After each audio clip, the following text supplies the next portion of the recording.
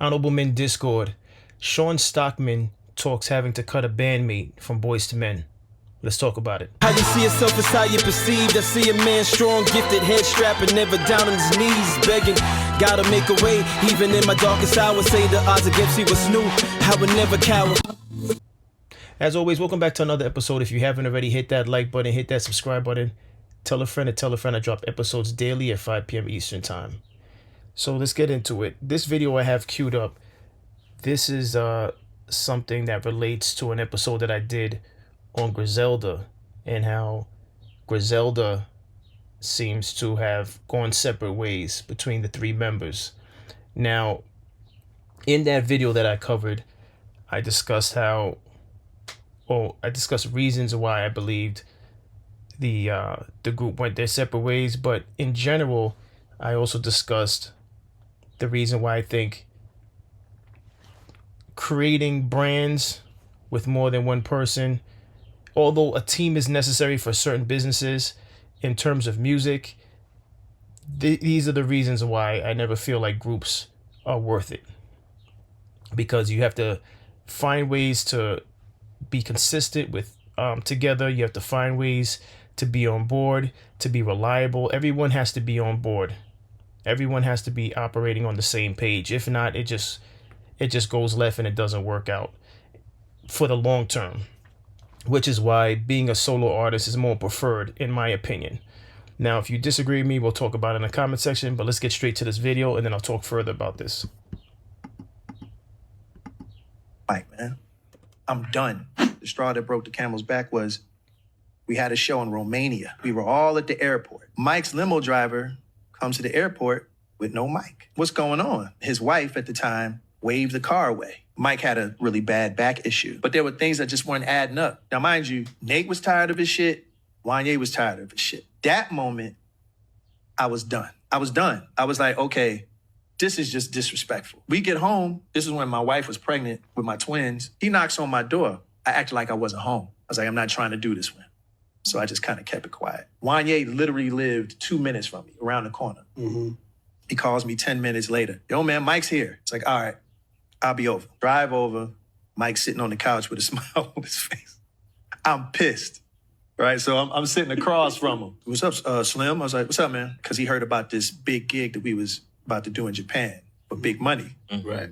So he was like, when we going to Japan? I said, we ain't going nowhere. So we joined a little bit back and forth. He walks up to me, grabs me by my shirt, picks me up, and slams me on Wanye's kitchen table. Wow. Just the bad back dude, right? So I'm thinking of all of this while all of this is happening. My back is sore, you know what I'm saying? I'm blocking punches, you know what I'm saying? The whole thing, right? Wow. So Wanye gets him off, and I say, yo, bro, you out the group. That was it. I'm done with Mike, man.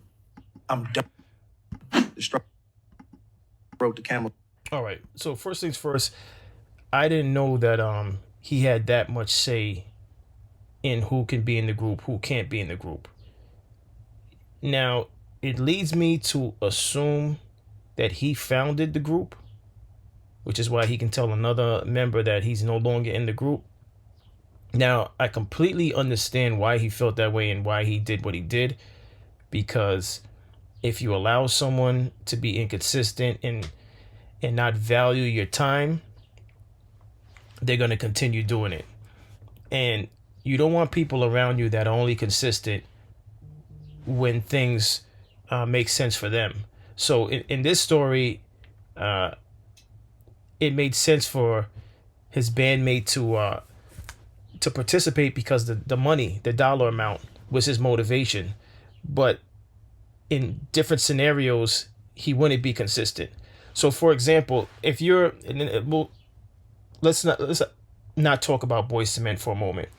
In any particular group, right? And we're talking music here.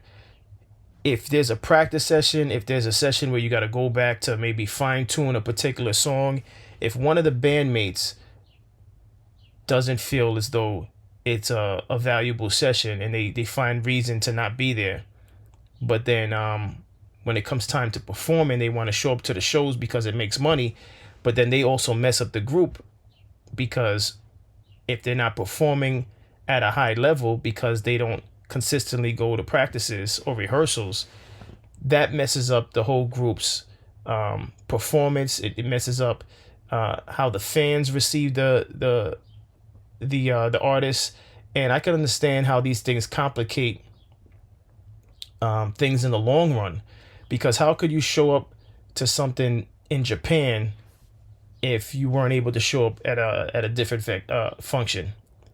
And you know that a group, especially a group like Boyz II Men, who have had incredible hits, Christmas album, so on and so forth, placement in commercials. It's, the brand image is everything. So when the group has to show up to something, there is no excuse. And I understand that within groups, each member ends up having families and stuff like that, other obligations. But your bread and butter, what puts, the money in your pocket to do things for your family, is the group, is Boyz II Men. So not being consistent is unacceptable.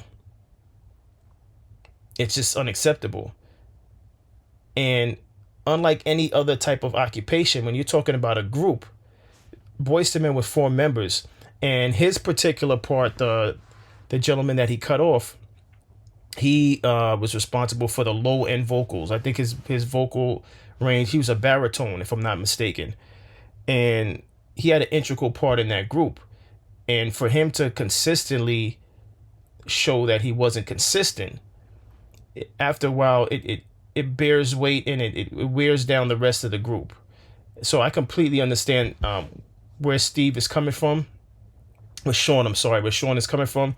And this is why I say, in terms of groups rarely work out. There's always going to be personality clashes.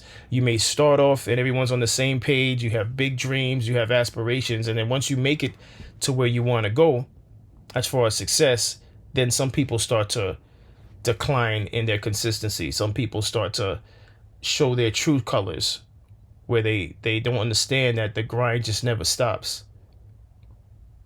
You always have to be consistent. And so the takeaway from this is, listen, depending on the thing that you decide to go into, the business model, the artistry you plan to go to, if you could avoid doing things with a group, I would just advise, don't do it with the group, because there's always going to be an excuse. Unless the person that you're dealing with, you're partnering with, is rock solid and they have a track record of being consistent, that's the exception to the rule.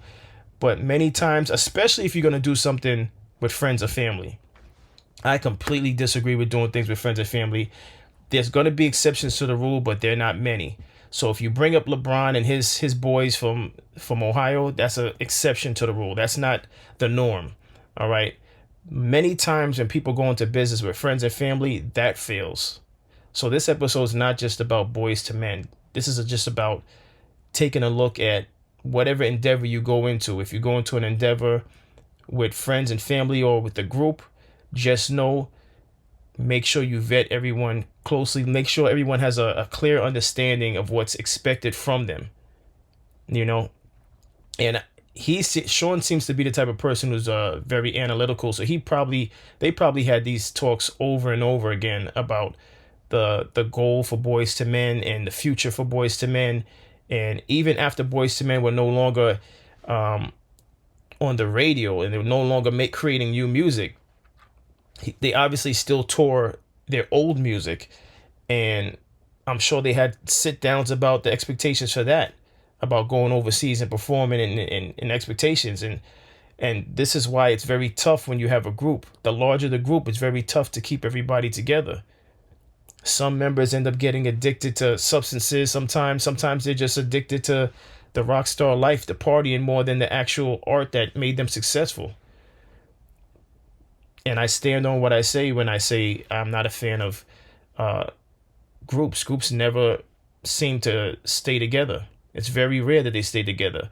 One of my favorite groups, Mobb Deep, at one point in time, they were clashing. Prodigy and Havoc were clashing. They were able to make amends, but this is what happens with groups. Wu-Tang Clan was clashing at one point in time. I spoke about it, did an episode on the ASAP mob, and how they fell apart. And that's sometimes it's just life. Life happens. It's not always negative reasons for the split, but just know that if you're an artist, if you're a business person and you're going into business, really vet the people that you're aligning yourself with. That's the takeaway from this episode.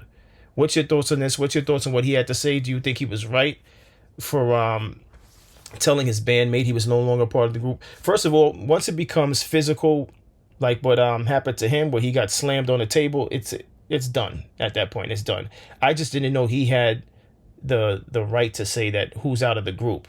So again, I'm assuming Shawn has rights to Boys to Men, which is why he can say that, because if he's just a regular member, then I don't know how he can say that. But once it becomes physical in any business setting, it's over. All right. But what's your thoughts on all this? Listen, I appreciate everyone for tuning in. If you haven't already, hit that like button, hit that subscribe button. Tell a friend to tell a friend. I drop episodes daily at 5 p.m. Eastern Time. And as always, stay honorable.